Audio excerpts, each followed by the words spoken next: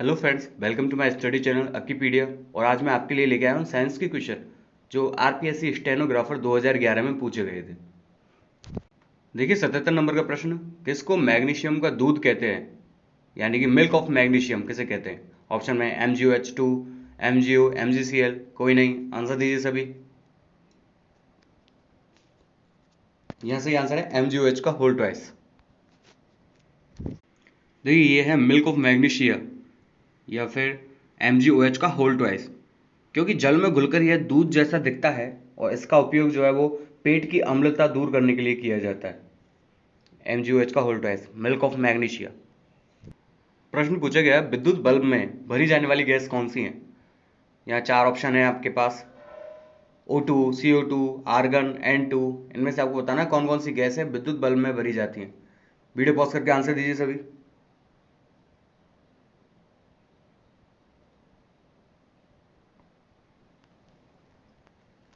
यहाँ सही आंसर है COD यानी आर्गन और N2। आर्गन और N2 ये विद्युत बल्ब में भरी जाने वाली गैसें हैं।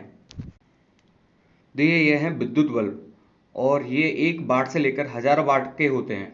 और विशेषता यह है कि ये AC और DC दोनों प्रकार के करंट में चलते हैं, किंतु इसकी प्रकाशिक दक्षता कम है और आजकल इसकी जगह CFL का प्रचलन भी बढ़ रहा है।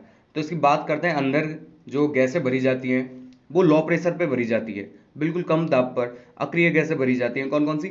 Argon, nitrogen, krypton, xenon. अगला प्रश्न, मनुष्य मस्तिष्क में CSF की मात्रा कितनी होती है। 500 ml, 150 ml, 1000 ml, 1.5 ml। Answer दीजिए सभी। Most important question. तो ये 150 ml होती है CSF की मात्रा।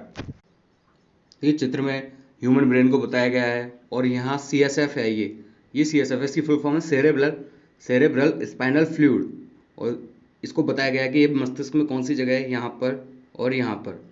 तो अब बात करते हैं हम CSF के बारे में। यह है स्वच्छ रंगहीन तरल है। यह खोपड़ी के अंदर मस्तिष्क के लिए गद्दी जैसा कार्य करता है। गद्दी जैसा कार्य करता है।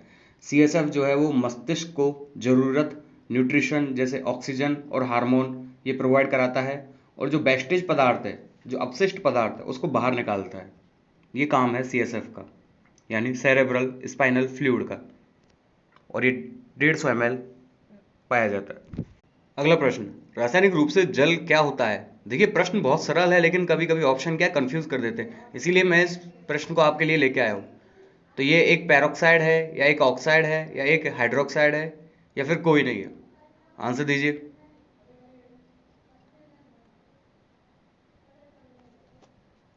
तो यहाँ आंसर है, ये एक ऑक्साइड है। प्रश्न पूछा गया था, सिंदूर का रासायनिक सूत्र क्या है। तो सिंदूर को इंग्लिश में सिनेबार भी कहते हैं।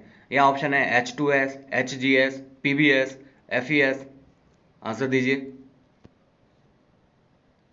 यहाँ सही आंसर है HGS। ये सिंदूर या सिनेबार का रासायनिक सूत्र है। देखिए जो आपको ये रासायनिक पदार्थ दिख रहा है, यही है सिनेबार या सिंदूर जिसे हम कहते हैं। और इसका सूत्र, रासायनिक सूत्र है HGS, और जिसको मर्क्यूरिक सल्फाइड बोला जाता है। प्रश्न पूछा गया, निम्नलिखित में से एक आनुवंशिकी रोग है, कौन सा है। ऑप्शन है सिकल सेल एनीमिया, हैजा, एड्स या मलेरिया। आंसर दीजिए सभी। सिकल सेल जो एनीमिया है वही आनुवंशिक रोग है। आइए अब देखते हैं सिकल सेल रोग के बारे में।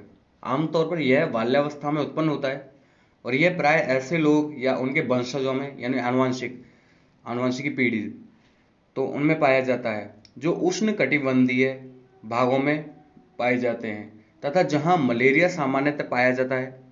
अफ्रीका के उप सहारा क्षेत्र के 1/3 स्वदेशियों में यह रोग पाया जाता है, क्योंकि यहाँ मलेरिया जो है वो आमतौर पर पाया जाता है। यहाँ जीवन का अस्तित्व तभी संभव है जब तक एक सिकल कोशिका का जीन मौजूद हो। और बात करें आनुवंशिक रोगों की, तो वर्णांधता, Turner syndrome, haemophilia, Patau syndrome, ये क्या है, ये आनुवंशिक अन्य रोग है। प्रश्न पूछा गया, नेत्र परत जो प्रकाश के प्रति संवेदनशील होती है, दृढ़ पटल, वर्णक पटल, दृष्टिपटल या कोई नहीं। और देखिए इनके इंग्लिश जो वर्ड है उनको भी देखिए आप, और आंसर दीजिए वीडियो पॉज करके।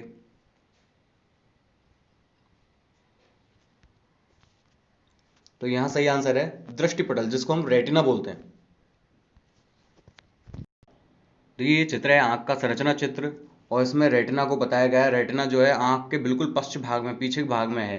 जब आंख पर प्रकाश पड़ता है तो आंख का लेंस उसे सीधे रेटिना तक पहुंचाता है, और रेटिना जो है उसे रासायनिक या विद्युत अभिक्रियाओं की एक श्रेणी के द्वारा तंत्रिकाओं को भेज देता है। तो इस प्रकार यह काम करता है रेटिना। देखिए प्रश्न पूछा गया था, भूख तथा प्यास के केंद्र मस्तिष्क के किस भाग में पाए जाते हैं? मेडुला, दृक्पालियां, अनुमस्तिष्क या हाइपोथैलेमस? आंसर दीजिए सभी।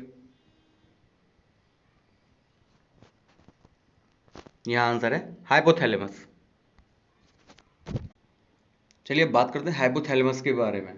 तो हाइपोथैलेमस जो इसका सबसे महत्वपूर्ण कार्य है वो यह है कि पीयूष ग्रंथि के माध्यम से तंत्रिका तंत्र को अंतःस्रावी तंत्र के साथ जोड़ता है ये हाइपोथैलेमस। तो ये इसका प्रमुख कार्य है। हाइपोथैलेमस हाइपोथैलेमस जो होता है वो थैलेमस के नीचे स्थित होता है, और यह मनुष्यों में बादाम के आकार का होता है। और इसका जो प्रमुख कार्य है वो यह है तापमान, शरीर का तापमान, भूख, प्यास, थकान, नींद आदि को नियंत्रित करना ही इसका प्रमुख कार्य है। प्रश्न पूछा गया था, कैंथेरेडाइन को प्राप्त किया जाता है किससे? एपिस से, बास्प से, ब्लिस्टर बीटल से या बॉम्बिक्स से? आंसर दीजिए। तो यहाँ सही आंसर है ब्लिस्टर बीटल से। देखिए ये कीड़ा आपने आमतौर पर देखा होगा, जिसे आमतौर पर भाषा में तेलन बोलते हैं, और ये एक प्रकार का द्रव्य रसायन छोड़ती है। इसका नाम ही ब्लिस्टर बीटल है, और ये एक आमतौर पर रसायन या द्रव छोड़ती है जिससे त्वचा पर फफोले हो जाते हैं। तो ये बरसातों के टाइम में ज़्यादातर निकलती है, और यह जिस रसायन को छोड़ती है या द्रव को छोड़ती है उसे ही हम कैंथेराइडिन बोलते हैं। कैंथेराइडिन ये इसी को ही बोलते हैं। अगला प्रश्न, मनुष्य नेत्र के किस भाग का प्रत्यारोपण संभव है, यानी ट्रांसप्लांट करना संभव है? संपूर्ण नेत्र का, रेटिना का, कॉर्निया का या कंजक्टिवा का? आंसर दीजिए सभी। तो यहाँ सही आंसर है कॉर्निया का। कॉर्निया का ट्रांसप्लांट करना संभव है। चलिए पहले देखते हैं कॉर्निया के बारे में। कॉर्निया जो है वो आँख का वह पारदर्शी भाग होता है जिस पर बाहर का प्रकाश पड़ता है, और यह आँख का लगभग 2/3 भाग होता है, और इसकी तुलना लेंस से भी की जा सकती है। ये बिल्कुल लेंस जैसा होता है। अब देखते हैं प्रत्यारोपण जो किया जाता है कॉर्निया का वो क्यों किया जाता है। क्योंकि कॉर्निया कभी खराब होने पर रेटिना पर चित्र नहीं बनता है और व्यक्ति अंधा हो जाता है।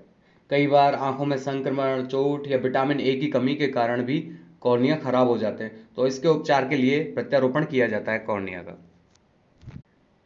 अगला प्रश्न, प्रूफ स्प्रेड क्या होता है? 100% ethyl alcohol, 90% ethyl alcohol, 49.28% ethyl alcohol या 25% एथिल अल्कोहल? आंसर दीजिए सभी।